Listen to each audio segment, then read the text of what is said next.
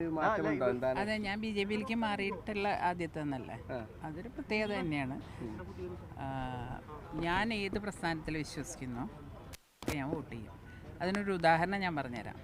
എൻ്റെ പിതാവ് DIC പോയപ്പോൾ ആ സമയത്ത് എൻ്റെ പിതാവ് എന്നോട് ഏതിന് വോട്ട് ചെയ്യണമെന്ന് പറഞ്ഞില്ല, കാരണം ഞാനന്ന് കോൺഗ്രസ്സിലായിരുന്നു.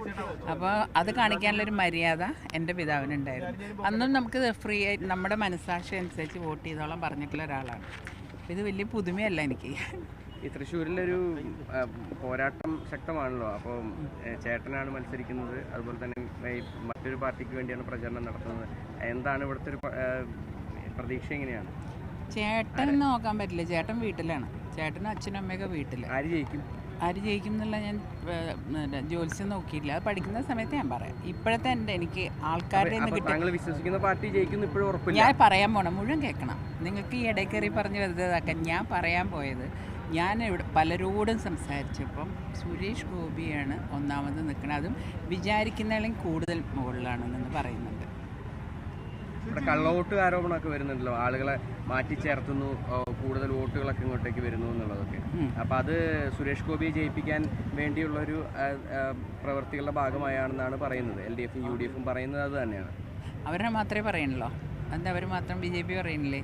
BJP അങ്ങനെ ചെയ്യുന്നു എന്നാണ് പറയുന്നത്. അല്ല, അപ്പോൾ BJPക്ക് എന്താ പറയാനതില്ലേ? അവർക്കും അറിയാതെ. കാരണം എൻ്റെ വോട്ട് ഒരിക്കൽ കള്ളവോട്ട് ചെയ്തിട്ടുള്ളതാണ് മാസ്റ്റർ.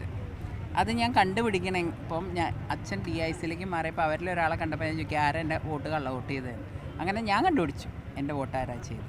അത് പ്രത്യേകിച്ച് എപ്പോഴും LDF-ൻ്റെ ജോലിയാണ് ഈ കള്ളവോട്ട്.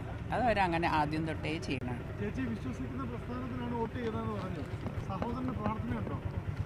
ഇല്ല, സഹോദരന് വേണ്ടി പ്രാർത്ഥിക്കാൻ ഇപ്പോൾ ഇതെന്താ, അദ്ദേഹത്തിന് അസുഖമായി കിടക്കും അങ്ങനെയൊന്നും അല്ലല്ലോ.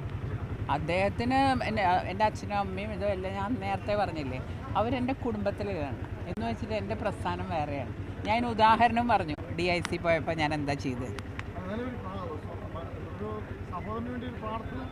അല്ല, സഹോദരൻ തന്നെ വേണ്ടല്ലോ. സഹോദരി അല്ല എന്ന് അദ്ദേഹം പറഞ്ഞ, ഞാനല്ല. ഞാൻ ഒരിക്കലും പറഞ്ഞിട്ടില്ല എൻ്റെ സഹോദരനല്ല, അതെൻ്റെ രക്തമാണെന്ന് എനിക്കറിയാം. പക്ഷേ സഹോദരൻ പറഞ്ഞു അവളുടെ ഒന്നും വേണ്ട, അവളെ ഞാൻ കാണില്ല, അവളെൻ്റെ ആരുമല്ല.